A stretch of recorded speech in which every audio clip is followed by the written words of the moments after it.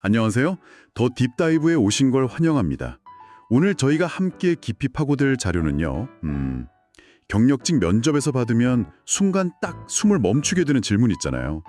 당신에게 직장 생활이란 어떤 의미인가요? 바로 이 질문에 대한 아주 영리한 답변 전략을 다룬 블로그 게시물입니다. 오늘 이야기가 도움이 될 것 같다면 미리 구독과 좋아요 눌러주시는 것도 잊지 마세요.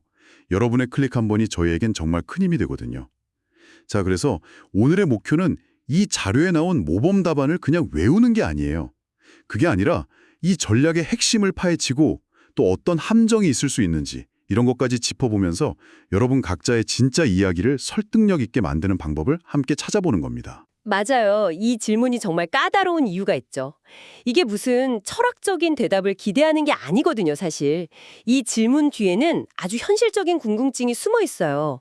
예를 들면, 이 사람은 어떤 가치를 중요하게 생각하지? 또 스스로 동기부여를 하면서 성장할 사람인가? 그리고 가장 중요한 거, 우리 조직 문화랑 결이 맞을까? 이 세 가지를 한 번에 확인하려는 뭐랄까 고도의 장치인 셈이죠. 고도의 장치라니. 와, 듣기만 해도 긴장되네요. 그래서 오늘 이 자료를 분석하는 건 단순히 면접 팁을 얻는 걸 넘어서요. 어쩌면 내 커리어를 한번 돌아보고 재정비하는 그런 계기가 될 수도 있을 겁니다. 좋습니다. 그럼 그 장치를 어떻게 공략할지 본격적으로 한번 파헤쳐보죠. 이 글의 출발점이 경력 성공이라는 개념을 두 가지로 나누는 것에서 시작해요. 첫 번째가 바로 주관적 경력 성공이에요. 네, 주관적 성공.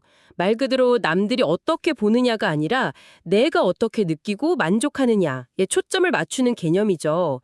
자료에서는 개인의 일과 관련된 심리적, 인지적, 행동적 경험에 대해 스스로 만족하는 정도라고 조금은 학술적으로 정의하고 있더라고요. 그걸 좀 쉽게 풀어보면 연봉이나 직급처럼 명함에 딱 박히는 그런 게 아니라 내가 이 일을 하면서 나 진짜 성장하고 있구나 라고 느끼는 성취감, 아니면 이 일이 정말 의미 있다고 느끼는 그런 만족감, 이런 내면의 경험을 말하는 거군요. 자료에서도 이걸 직장 생활의 가장 핵심적인 동력이라고 강조하더라고요. 바로 그 지점. 그 지점이 요즘 시대의 직업관, 특히 MZ세대의 가치관과 정확히 맞닿아 있어요. 이 자료의 분석에 따르면 이 세대는 더 이상 월급날만 바라보면서 회사를 다니지 않는다는 거죠. 그렇죠. 직장을 그냥 돈 버는 곳 이렇게 생각하는 게 아니라 나라는 사람의 정체성을 실현하고 성장과 행복을 찾아가는 중요한 무대로 생각하는 경향이 강하다는 거예요. 그래서 수직적인 위계 질서보다는 좀 자유롭게 의견을 내는 수평적인 소통을 원하고요. 네네. 시키는 일만 하기보다는 자율성을 갖고 창의성을 발휘할 수 있는 문화를 선호하는 거죠. 회사의 비전이나 문화가 내 가치관과 맞는지를 연봉만큼이나 어쩌면 그 이상으로 중요하게 보는 거고요. 그런데요, 면접 자리에서 저는 제 주관적인 만족이 중요합니다, 이렇게 딱 말하면 자칫 저는 회사 성과보다는 제 기분 좋은 게 우선이에요 라는 좀 이기적인 사람처럼 보일 위험은 없을까요? 너무 막연하게 들릴 수도 있을 것 같고요. 와, 정말 좋은 질문이에요. 그게 바로 이 전략의 핵심을 이해하는 열쇠거든요. 그래서 두 번째 개념인 객관적 경력 성공과의 연결이 중요해지는 겁니다. 이건 우리가 아주 잘 아는 개념이죠. 자료의 정의를 빌리자면 승진, 임금 상승, 지위 획득과 같이 외부에서 확인할 수 있는 것들, 즉 연봉 인상률, 승진, 좋은 직책 같은 것들이에요. 그러니까 주관적 만족이랑 객관적 성과, 이 두 가지가 따로 노는 게 아니라 이걸 하나로 묶어서 설명해야 한다, 이 말씀이시군요. 정확합니다. 이 둘의 관계를 어떻게 설정하느냐가 답변의 격을 결정하죠. 많은 사람들이 이걸 약간 대립하는 가치로 생각해요. 맞아요. 돈을 벌려면 만족은 포기해야지, 이런 식으로. 네, 혹은 만족스러운 일을 하려면 돈은 좀 적게 받아야지. 이렇게요. 하지만 이 자료는 완전히 새로운 관점을 제시해요. 객관적 성공은 주관적 만족을 아주 치열하게 추구한 결과물로서 따라오는 것이다. 이렇게 정의하는 거죠. 결과물. 네, 순서가 아주 중요해요. 보상을 줬는 게 아니라 내 안의 가치를 줬다 보니까 보상이 따라오더라. 이런 논리예요. 와, 그 논리가 면접관한테는 굉장히 매력적으로 들리겠네요. 이 사람은 누가 시키지 않아도 알아서 동기를 찾고 그 과정에서 성과까지 만들어낼 사람이구나 하는 인상을 줄 수 있으니까요. 굉장히 주체적인 태도로 보이고요. 맞아요. 나는 내적 동기로 움직이는 사람입니다. 라는 메시지를 아주 세련되게 전달하는 방식이죠. 회사는 결국 스스로 문제를 찾고 해결하면서 성장하는 인재를 원하니까요. 이론은 정말 완벽한데 이걸 말로만 하면 자칫 공허하게 들릴 수 있잖아요. 저는 성장하는 과정에서 만족을 느끼고 그러면 성과도 따라올 겁니다. 이렇게 말하면 면접관이 속으로 누가 그 말을 못해 이럴 수도 있고요.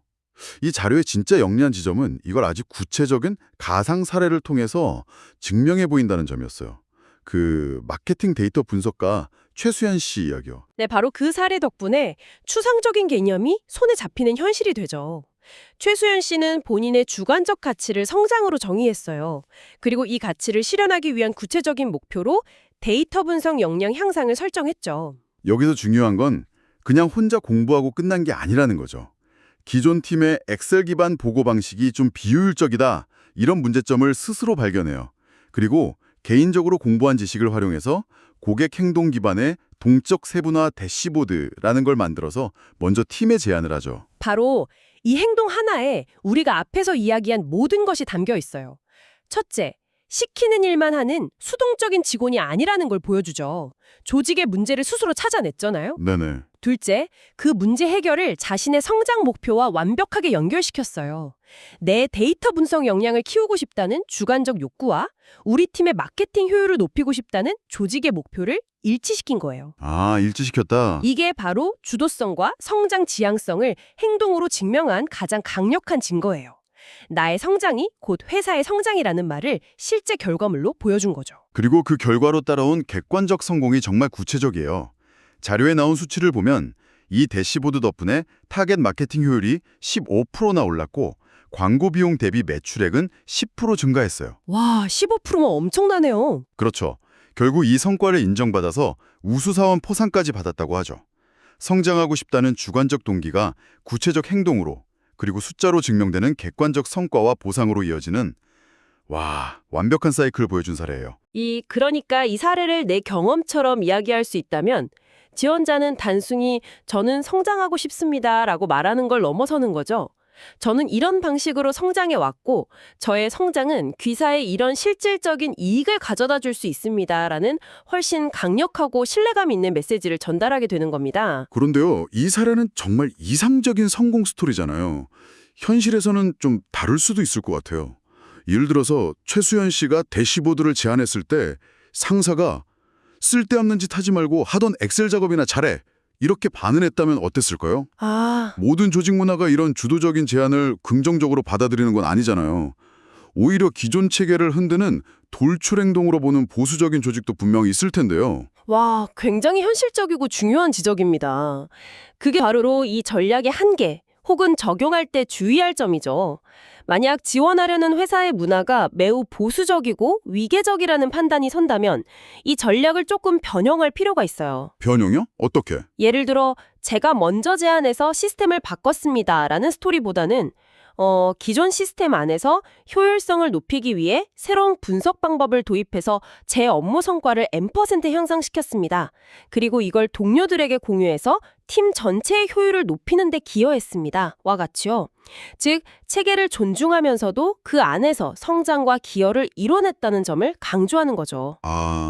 제안의 수위나 방식을 조직 문화에 맞게 조절하는 지혜가 필요한 거예요. 그렇군요. 상황에 맞게 스토리텔링의 결을 조절해야 하는군요. 그럼 이 전략을 다른 직무에도 적용해 볼 수 있을까요? 마케터 사례는 이해가 잘 되는데 예를 들어 소프트웨어 개발자나 영업 직무라면 이 구조를 어떻게 활용할 수 있을까요? 좋은 질문이에요. 이 구조는 어떤 직무에도 적용할 수 있는 프레임워크거든요. 가령 소프트웨어 개발자라면 주관적 가치를 코드의 완성도나 기술적 탁월함 이런 걸로 설정할 수 있겠죠. 코드의 완성도. 네. 그럼 이런 스토리가 가능해요. 저에게 중요한 가치는 단순히 기능을 구현하는 것을 넘어 유지 보수하기 쉽고 안정적인 코드를 작성하는 기술적 완성도입니다. 이전 프로젝트에서 주어진 업무 시간 외에 자발적으로 시간을 내서 레거시 코드를 리팩토링하는 작업을 진행했습니다. 당장은 눈에 띄지 않는 작업이었지만 그 결과 해당 모듈의 버그 발생률이 30% 감소했고 신규 팀원들의 코드 이해 시간도 절반으로 단축시키는 객관적인 성과로 이어졌습니다. 기술적 완성도라는 주관적 가치가 버그 감소와 업무 효율 증대라는 명확한 객관적 성과로 바로 연결되네요. 그럼 영업 직무는 어떨까요? 영업 직무라면 주관적 가치를 고객과의 장기적인 신뢰관계 구축으로 잡을 수 있겠죠. 아, 신뢰. 네, 이렇게요. 저에게 영업이란 단순히 물건을 파는 행위가 아니라 고객의 문제를 함께 해결하며 장기적인 신뢰를 쌓는 과정입니다. 한 번은 한 고객사에서 저희 제품의 최상위 플랜을 도입하려 했을 때 제가 분석해보니 그 고객의 현재 상황에는 오히려 한 단계 낮은 플랜이 더 적합하다고 판단했습니다. 그럼 매출이 줄어드는 거 아닌가요? 그렇죠. 당장의 매출은 줄어들지만 장기적인 관점에서 솔직하게 제안드렸죠. 그 결과 단기적인 매출은 약간 줄었지만 고객은 저희 회사에 대한 엄청난 신뢰를 갖게 되었고 6개월 뒤 더 큰 규모의 연간 계약을 체결하면서 오히려 총 매출은 20% 이상 증가하는 결과로 이어졌습니다. 대단하네요. 두 예시 모두 나의 가치, 그러니까 완성도나 신뢰가, 나의 주도적 행동, 리팩토링이나 솔직한 제안으로, 그리고 결국 회사의 이익, 비용 절감이나 매출 증대로 이어지는 핵심 구조를 그대로 따르고 있네요. 직무만 달라졌을 뿐이군요. 바로 그거예요. 핵심은 이 구조를 이해하고 여기에 자신만의 진솔한 경험을 채워 넣는 거죠. 자, 그럼 이 모든 논의를 종합해서 자료에서 제시하는 최종 답변 문장을 한번 살펴볼게요. 제가 이걸 보고 정말 잘 다듬어졌다는 느낌을 받았는데 바로 이 문장입니다. 저에게 직장 생활의 의미는 주관적인 가치를 우선으로 추구하되 그 과정에서 자연스럽게 객관적인 성공을 이루어 나가는 통합적인 여정입니다. 이 한 문장에 앞서 우리가 나눈 모든 이야기가 압축되어 있죠. 주관적 가치를 우선한다는 부분에서 가치관과 주체성을 보여주고 자연스럽게 객관적 성공을 이룬다는 부분에서 성과 창출 능력과 자신감을 보여주고요. 그리고 통합적인 여정이라는 표현으로 이 모든 걸 연결해서 생각하는 깊이 있는 통찰력까지 드러내는 거죠. 그런데 이 문장 자체는 정말 멋지지만 만약 제가 이 문장을 그대로 외워서 면접관 앞에서 말한다면 너무 준비된 티가 나거나 진정성이 없어 보일 위험도 있지 않을까요? 어디서 보고 외웠네?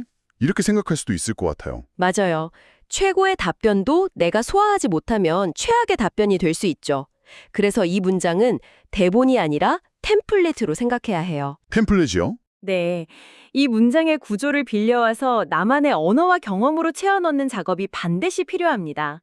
예를 들자면 저는 일을 통해 성장하는 것에 가장 큰 의미를 둡니다. 이런 저의 주관적인 만족을 위해 새로운 기술을 익히고 적용하는 과정이 결국에는 회사의 성과라는 객관적인 성공으로 이어진다는 것을 지난 경험을 통해 확신하게 되었습니다. 저에게 직장 생활이란 이 두 가지 가치를 함께 키워나가는 여정이라고 생각합니다. 이런 식으로요. 아, 훨씬 더 자연스럽고 진솔하게 들리네요. 그렇죠. 그렇군요.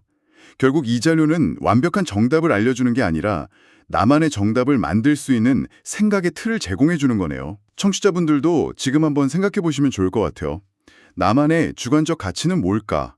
성장, 안정, 아니면 기여, 자율성, 그리고 그 가치를 추구했던 나의 행동이 어떤 객관적 성과로 이어졌던 경험이 있었나? 하고요. 네, 바로 그 자신만의 스토리를 찾아내는 것이 이 전략을 성공시키는 마지막 열쇠죠. 오늘 정말 깊이 있는 이야기를 나눈 것 같아요. 정리를 좀 해보자면 직장 생활의 의미라는 질문에 답할 때 막연한 철학을 이야기하는 대신에 주관적 성공과 객관적 성공이라는 두 가지 프레임워크를 활용하는 전략을 살펴봤습니다. 내가 추구하는 내면의 가치, 즉 주관적 성공이 어떻게 회사의 성과, 객관적 성공으로 이어지는지를 나만의 구체적인 경험으로 증명하는 것이 핵심이었죠. 맞아요. 마지막으로 생각해볼 질문을 하나 던지면서 마무리하고 싶어요. 이 자료는 면접관에게 답하기 위한 전략을 제시했지만 어쩌면 이 질문, 나에게 직장 생활이란 어떤 의미인가는 남이 아니라 우리 스스로에게 주기적으로 던져야 하는 질문일지도 모릅니다. 지금 내 직장 생활에서 주관적 만족과 객관적 성과는 잘 연결되어 있는가? 만약 그 연결고리가 좀 약해졌거나 끊어졌다고 느껴진다면 그건 실패의 신호가 아니라 변화가 필요하다는 신호일 수 있어요.